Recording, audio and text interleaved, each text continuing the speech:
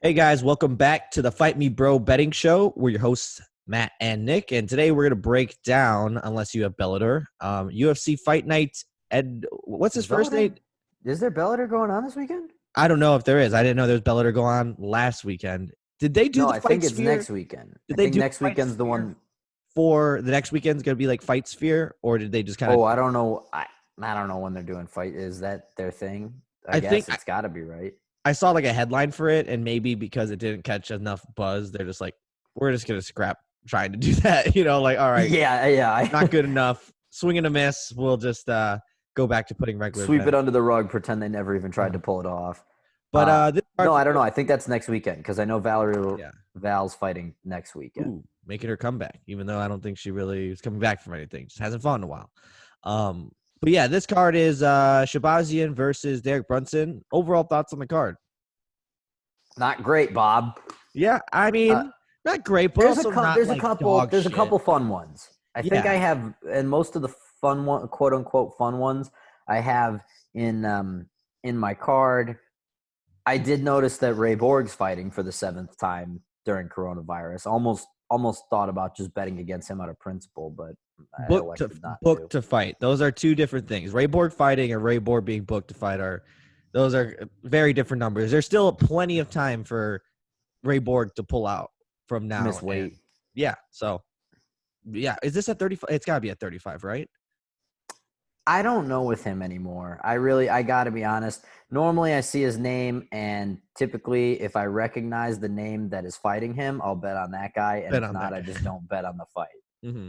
So this one, and I don't know what weight it's at. So this one falls into the I don't know what weight it's at category. I will be, this isn't on my card, but I will say that last week we had Shogun, Lil Nog. This week we have Ed Herman and Gerald Mearshart. I Hmm. mean, the UFC is doing a great job of keeping it consistent by putting comedic value fights on cards as well as just fights that people want to see.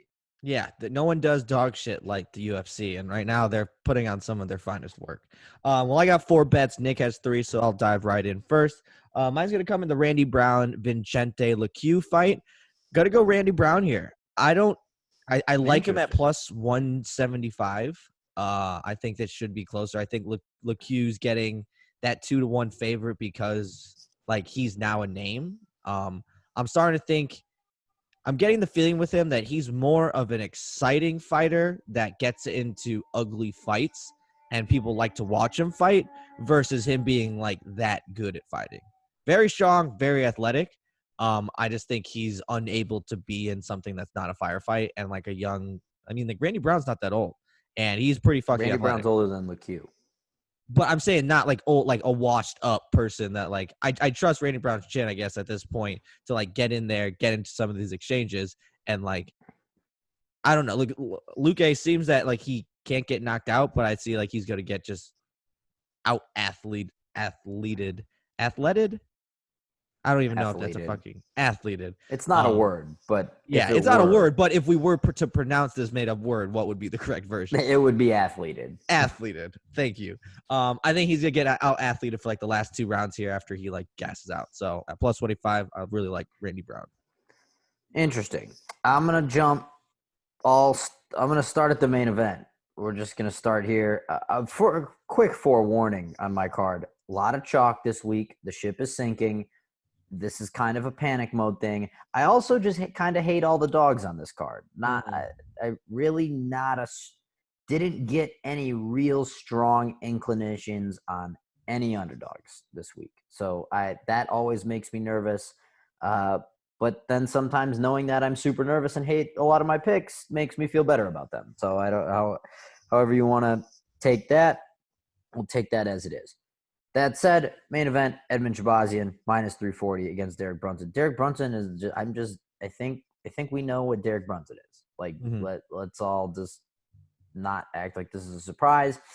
Derek Brunson's got some big power. He's lately has been kind of doing this thing where he's been trying to fight smarter, but he's been beating guys that are not that good. I mean, I know Ian Heinisch, your boy, is tragic, but Brunson edged him out. He beat Yeah. Elias Theodoro, which is, I mean, my God, that I don't want to say that that's nothing. I mean, Theodoro has a good record, but Mm-hmm. it's just how much do you have to do to beat Elias Theodoro? He's going to throw 20 jabs. You throw 21, you get the nod because none of them are hitting anything.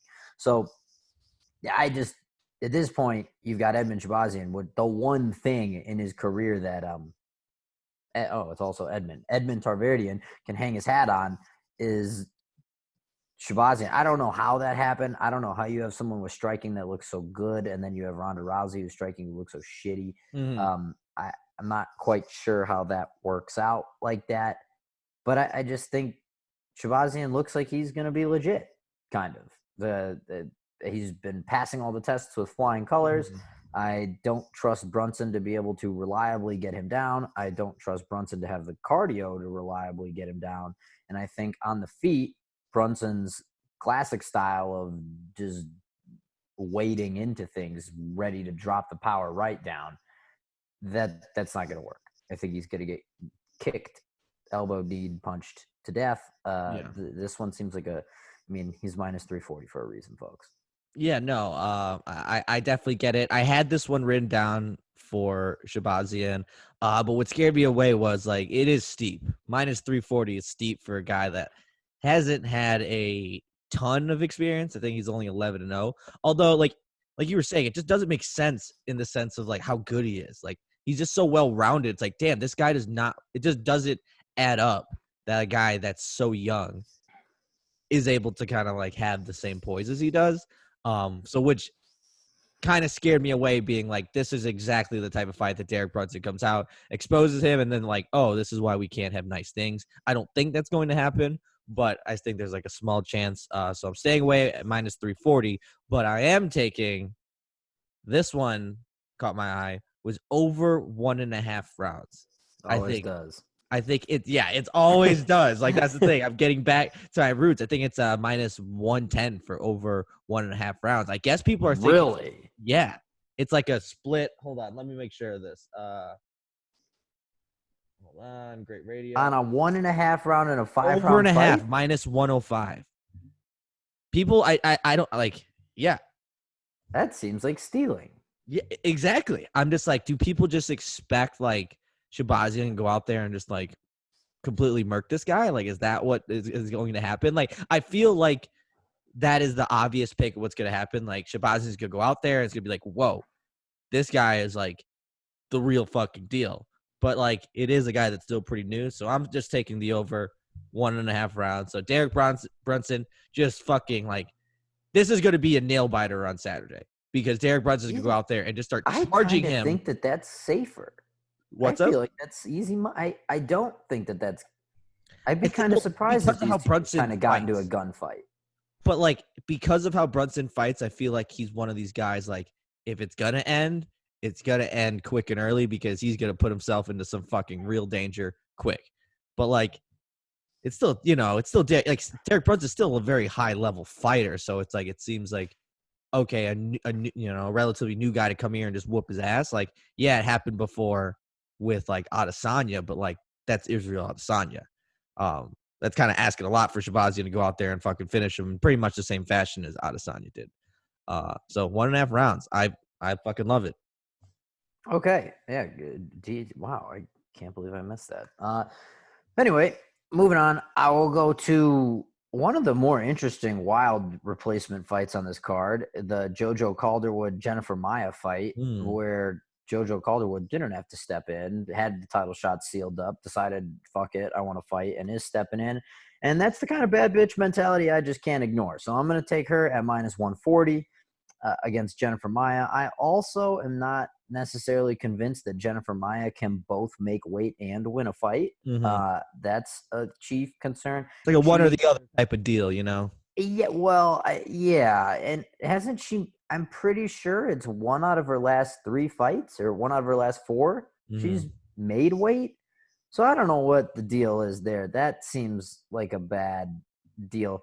They – basically – I'm assuming that she's just not – my thought process here is that she's going to finally make weight is what I'm banking on, actually. Knowing that Calderwood had the title shot, she needs to – if Maia gets a win and doesn't show up overweight, then she has the argument. A lot of sabermetrics going into this one. She then has the argument to say, well, okay, but I can make weight now, so why don't I get the title shot? Because if she Yeah. shows up 3 pounds overweight and beats Calderwood, then I still, not that Calderwood would get the title shot, but I don't think Maya would, type of a thing. Don't put it past Dana White, man. But it would be like, I get what I you're know, saying. but that's a lot of missed weight. If it was Yeah. one time, if it was a Yoel Romero, like, hey, fuck it, I missed weight this one time. That's one thing.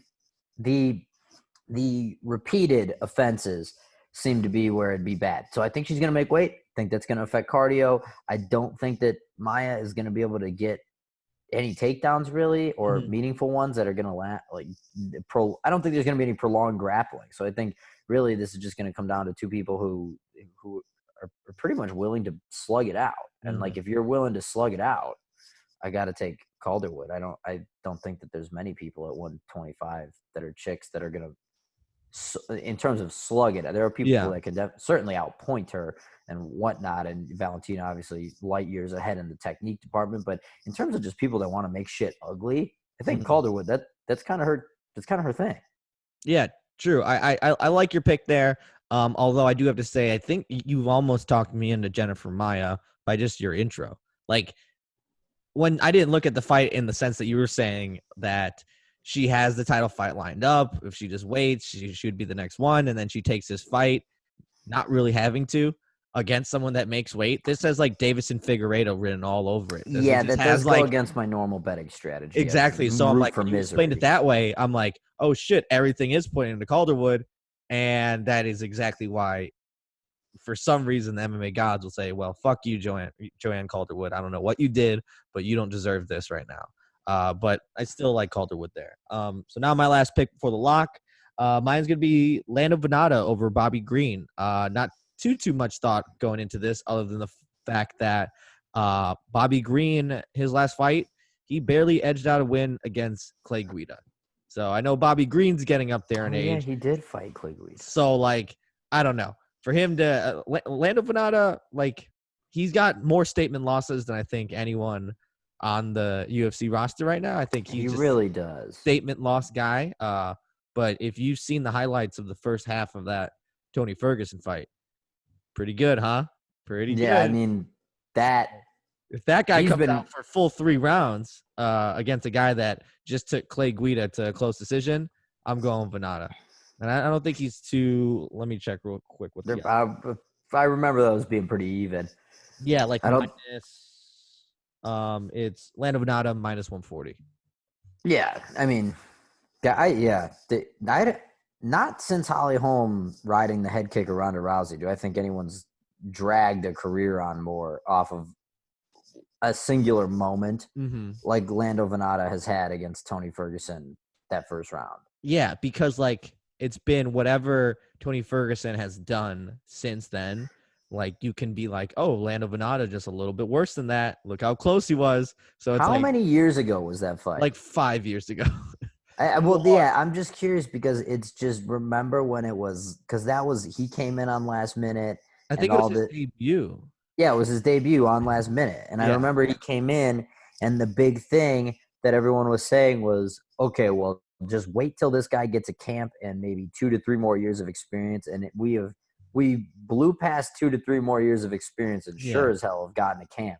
And he has not even come close to touching that same performance yet. Yeah, we didn't realize we were looking at the ceiling right there, and it would honestly go down a little bit from that fight. I feel like that was the best Lando Venata we had ever seen. And it was. Talk about a guy, like, he came in, made a hell of a splash, probably made a huge contract negotiation. Then he's like, all right, man, mediocrity here on out. Fuck, why am I betting on this guy?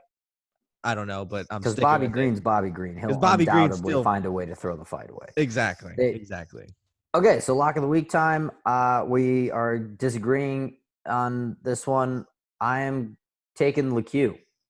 Taking Vicente Luque against Randy Brown. I agree with what you said. I have a very high level of concern, especially at minus 210. Gotta be honest, don't like the price here.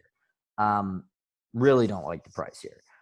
That said, like I said, there was saying, major concern in the fact that Vicente Luque just seems his MMA career is going to be over in like 3 years. This guy Yeah. is just in battle after battle, Yeah. which is not ideal. Also, doesn't help that Randy Brown has preposterously tall guy syndrome, Mm-hmm. where I automatically think that he's a little better than he is because I also automatically think that he is some sort of well-schooled fighter in using distance, which almost no one in MMA is. Mm-hmm. I mean, there's like Wonder Boy, John Jones. There's a couple names that come to mind. The one thing about all those names that come to mind is they are many tiers of fighter above Randy Brown. True. So I guess, yeah, if he figures out how, which he did look a little better. I mean, Warley Alves was kind of giving him some work before he ended up triangling him. So I mean, take that as you will. And then when we have look at mutual opponents, LeCue was kind of getting his ass beat by Barberena, and then what's it called? Randy Brown knocked him out from the bottom, I'm pretty sure, which is not great. That said, I'm not willing to write off Luque yet on just being completely shot. I mean, he took some bombs in that Nico Price fight, but also delivered a lot of bombs. And something I tells forgot about the Nico Price fight even. I'm just thinking like the Mike Perry, the Wonder Boy, and that Nico. That was violent as fuck too. Holy shit. Yeah. yeah, He's been in some battles, he's man. been in some battles, and it has been constant. Like he has Yeah. not gotten any I think his last layup, quote unquote, win where he just got a knockout was maybe 2 years ago, or where he just put the guy out in the second round or something. My thing is, if we can navigate this distance inside, I like you said, probably a better just pure athlete, Randy Brown. But I don't trust Randy Brown to be able to replicate his Brian Barberena performance against someone that's basically not Brian Barberena. Yeah. So something tells me that we'll get inside. Luque is going to be making it. He'll end up in a dogfight. He always does. And then I'm just somewhat banking on the one thing we know about him is he can be in a dogfight for 15 minutes. The guy doesn't get fucking tired of swinging bombs. And like you said, he's got a really good chin. So I don't know what Randy Brown looks like in a dogfight, and I'm basically banking on the fact that he doesn't like that type of fight, and he is going to fade here as Luque works body, head. I mean, he's a pretty equal opportunity punishment disher outer when it comes to shot selection. I feel like let's not put him on the tier of he's not making a pro boxing debut anytime soon. That said, he works combos upstairs, downstairs, low kicks, whatever, and he did in that Price fight. And again, like we said, that was violent as shit. So I don't know. I think Did he win that fight? Yes. Yeah, that was a good fight. Yeah, it was fucking crazy. And so I just think if we get into that type of fight, I think, Randy Brown, again, this could also just be tall guy syndrome, where I feel like the type of fight that Randy Brown wants to have is one where he just kind of keeps him on the end of some kicks, keeps him on the end of some punches. And then, like you said, when he decides he wants to athlete, he starts athleting. Yeah. But I don't know. Vicente Luque's track record has shown me that he is physically incapable of having that type of fight, and we're just going to it's going to be violent one way or the other. So I'm going to bank on that, and then hopefully Randy Brown gets tired, and then Luque wins rounds 2 and 3, and I don't feel like a fucking moron for taking him at -210. Yeah, like even if he was able to make the Wonder Boy fight ugly, and yes, he was the one that was taking the brunt of the ugliness, but he was still able to make that ugly. And Wonder Boy is phenomenal at being able to do the style that Randy Brown would have to do to get that win. I know what you did here with your lock. You like look through your picks and you're just like, fuck, I don't really know which one I like the most here. I don't know if any of these should be a lock, but like one, I maybe feel a little bit more confident than this. I originally had Shahbazyan in there, but I mean, it's disingenuous putting a -210 lock on there. It's real. I mean, you got to be in the sunken place to go for a -340 lock. And look, I've said it for the past week and a half. Did we have a midweek event last week? I don't know. Whatever. The past 2 events, I've been telling you guys. We had one event where we struck even. Last week, I was in the hole. Marina Rodriguez really fucked me on that one. That was the swing fight. Actually, if I would have had that, I would have been 3 for 2 with the lock. Would have been okay. But instead, we're taking on water now. not a ton. I didn't get blanked. It wasn't a 5-0 trouncing. It wasn't anything terrible, but we're taking on a little water, so I'm allowing myself to pop in the minus 210, even though, like I said, I don't really necessarily love it at the price. But, I mean, like there's got to be a full-blown fucking platypus-sized hole in my rowboat for me to be jumping at a minus 340 favorite. I feel like that's just disingenuous betting. Any fucking idiot on Twitter can give you that pick. And trust me, there are plenty of people on Twitter that do that exact thing. They take all the favorites and then puff out their chest when those favorites hit. But I was in the same boat, not really knowing like, okay, what to put here, until I saw the Ed Herman versus Gerald Meerschaert over 1.5 lines. I cannot believe you're going to bet on this fight. Over 1.5 rounds is minus 200. These guys are not the same fighter, but they're the same fighter. Like they're in the same tier of like dangerousness and athleticism, and it's just going to be a sloppy, ugly fight. And I don't think either of these guys right now in their career have the tools to finish each other. Like it's just going to be like they're going to have success, but I think it's just going to be one of these like, man, this is something that you would see outside of a bar. And it's just going to be an ugly rolling around fest. Probably some like one of these fights with a bunch of jiu-jitsu exchange where it's like one guy's on top beating the fuck out of him, gets rolled, other guy on top beating him the fuck out of him, and it's going to be that back and forth for an ugly 3-round win for I don't know who the fuck. Nor do I care. But I will be looking at that 1.5 overline. It might have something to do with like because I saw the Shahbazyan one, like now my eye was looking for it. So Saturday night might be it's a big. This one I'm going, yeah. So both I'm going over 1.5. I just think that that's ballsy because I'd almost be willing to bet. I don't know if Paul Craig might be up there on your list, but I think other than the Leech, Ed Herman is the fighter I've gotten the most wrong bets on. Ed Herman's a tough one. He finds a way to fuck you every single time, whether win, lose, or draw. And so that's why I literally saw this fight. It's going to be hilarious comedy, whether it lasts 5 seconds or 15 minutes. But there's no way I even thought about betting on it because, like you said, my logic, I didn't look at the over-unders for it because I didn't even open it up. I saw that it was a fight on the card, didn't even look into it because whether I would have seen if it would have been half a round at minus 200 over, Ed Herman will find a way to try to throw a kick. He'll blow his ACL out with 15 seconds in and then get KO'd. Or he'll go out there and he'll throw a punch he's never thrown before. He'll try like a Superman punch or something, instantly KO Meerschaert. Or so I don't know how.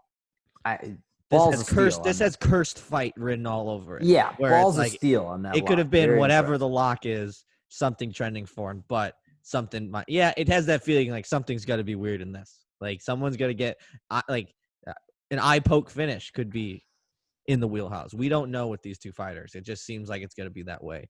So those are our picks. I'm not sure if we'll be live tweeting along with this one. Maybe we'll tune in probably for the last few. There's just what is this on? Is this they please tell me that this is not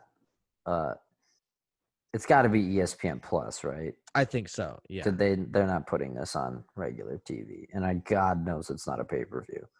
Although they've pumped out worse pay-per-views than this, but I would still be a little bit upset. It would be Kevin Holland versus Trevin Giles should be kind of good. Yeah, that'll be an interesting one. Like again, that was just one where like Kevin Holland at like a minus 200 favorite. Like it's Kevin like I like Kevin Holland. He's fucking, but he's reckless. There's a lot of. I think there's only 1, 2.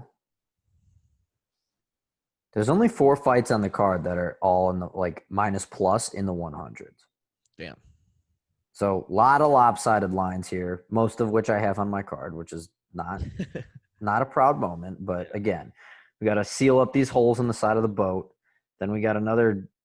We have 2 more events. I thought DC versus Stipe was in 2 weeks. That's Jesus fuck. It isn't. It isn't 2 weeks. Do we have another midweek one? Oh, that's a Bellator. Okay, just kidding. We have Bellator. All right. Michael Chandler's back. Oh yeah, that should be good. Well, those are our picks. Always tweet us out your picks.